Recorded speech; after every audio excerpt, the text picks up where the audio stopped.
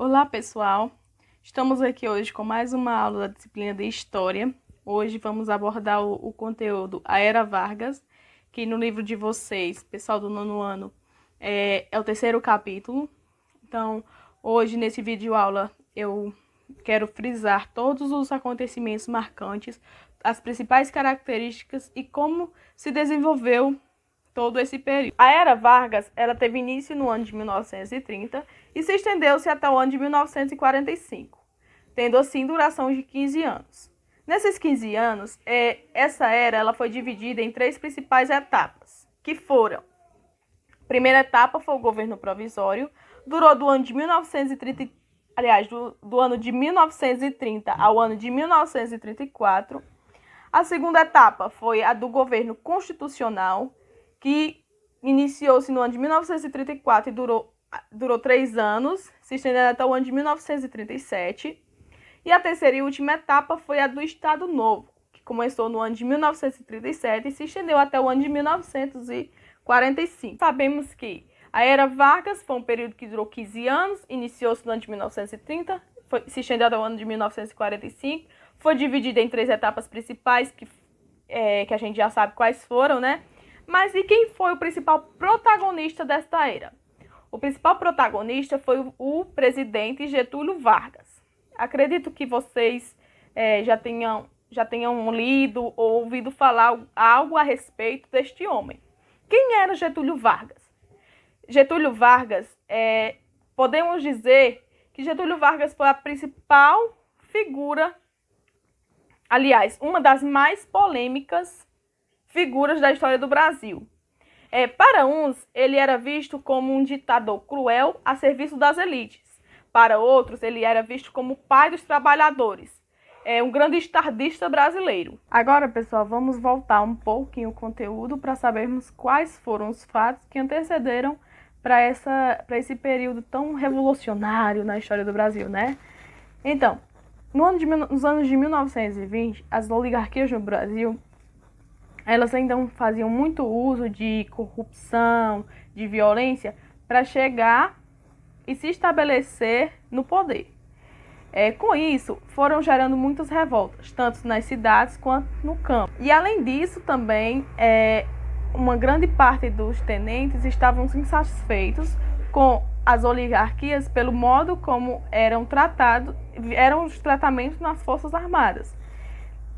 Juntando todas essas insatisfações, os militares, né, os tenentistas das Forças Armadas, resolveram assim liderar um movimento, que foi chamado o Movimento Tenentista. O que provocou a primeira revolta tenentista foi uma publicação, né, por um jornal carioca, de uma carta atribuída de Arthur Bernardes, que era candidato nas eleições de 1922. Além de, na carta, eles ofenderem os militares, os chamando de pessoas venais, que eram pessoas que se corrompem por dinheiro, eles também diziam na carta que o presidente do clube militar, o Marechal Hermes da Fonseca, era um sargentão sem compostura. As cartas, apesar de serem falsas, causou grande indignação, tanto dos militares como também de grande parte da opinião pública.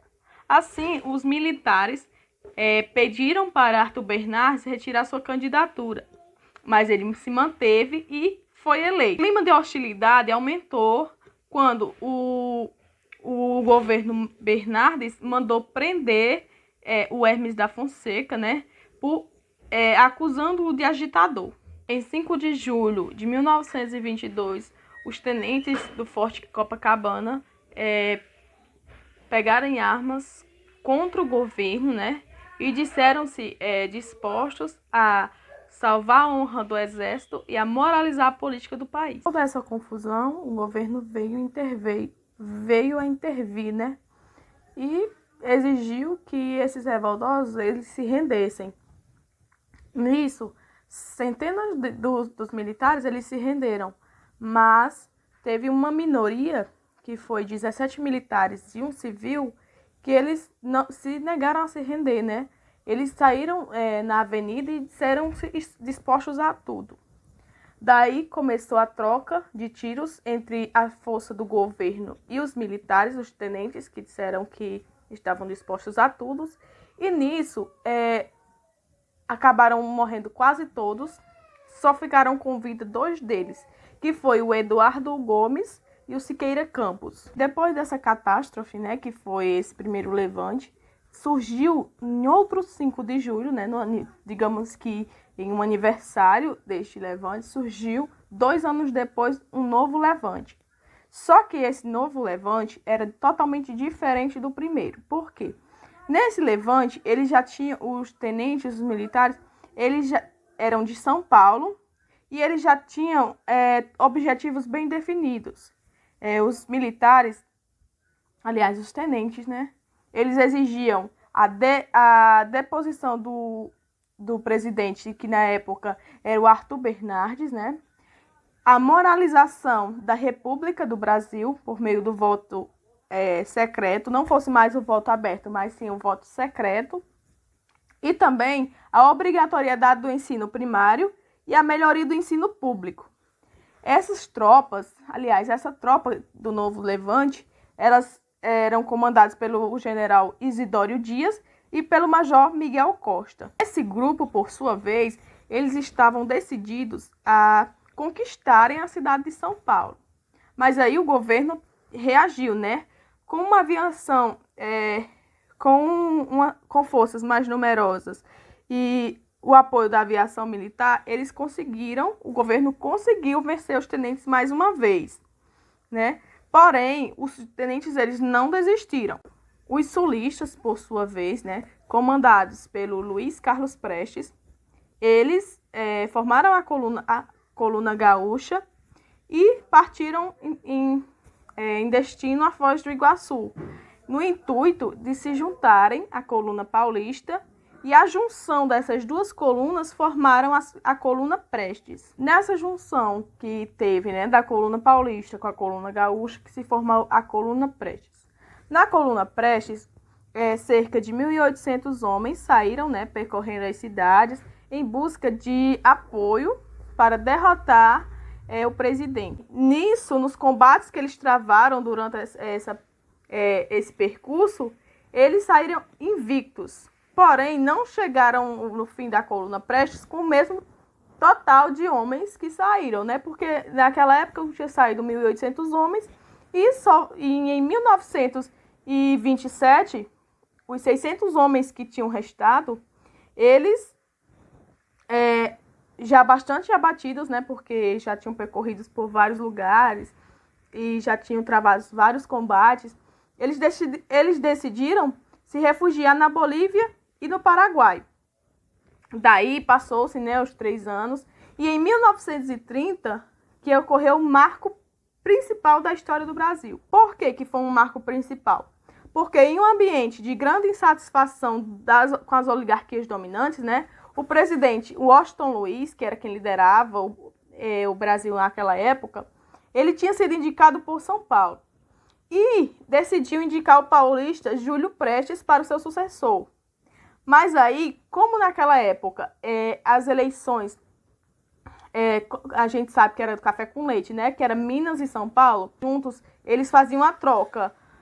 Uma vez liderava um representante de São Paulo e na outra política liderava um representante de Minas Gerais. Nisso, o governador de Minas Gerais, o Antônio Carlos, que esperava ser o escolhido, reagiu aliando às oligarquias do Rio Grande do Sul e da Paraíba, e formando com elas a Aliança Liberal. Para disputar as eleições de 1930, a Aliança Liberal lançou o gaúcho Getúlio Vargas, né, para presidente, e o João Pessoa, que era o paraibano, para o vice-presidente. Getúlio propunha nos seus discursos, né, o voto secreto, a anistia aos tenentes rebelados, as leis trabalhistas, o incentivo à indústria nacional. E na crise de 1929, né, o país, naquela época, que era o Brasil, ele produziu cerca de 29 milhões de sacas de café, mas só conseguiu vender a metade. E mesmo assim, vendendo a metade, foi por um preço bem menor do que os anos anteriores. Então, a crise afetou os cafeicultores e deixou muitos trabalhadores desempregados. Isso contribuiu para aumentar o descontentamento da população com o governo Washington Luiz e para elevar a popularidade de Vargas. Nas eleições, mesmo a população, mesmo Vargas ganhando grande popularidade pela sociedade, pela população, quem conseguiu ser eleito foi o Júlio Prestes. Mas aí a oposição, indignada, né, com o resultado das urnas, o que eles fizeram? Eles se juntaram aos ex-tenentes e começaram a conspirar contra o governo. Nisso, um fato novo acelerou os acontecimentos. Por quê? Em julho de 1930, João Pessoa, que era o candidato a vice-presidente da chapa de Getúlio Vargas, ele foi assassinado a mão de seus rivais na política da Paraíba.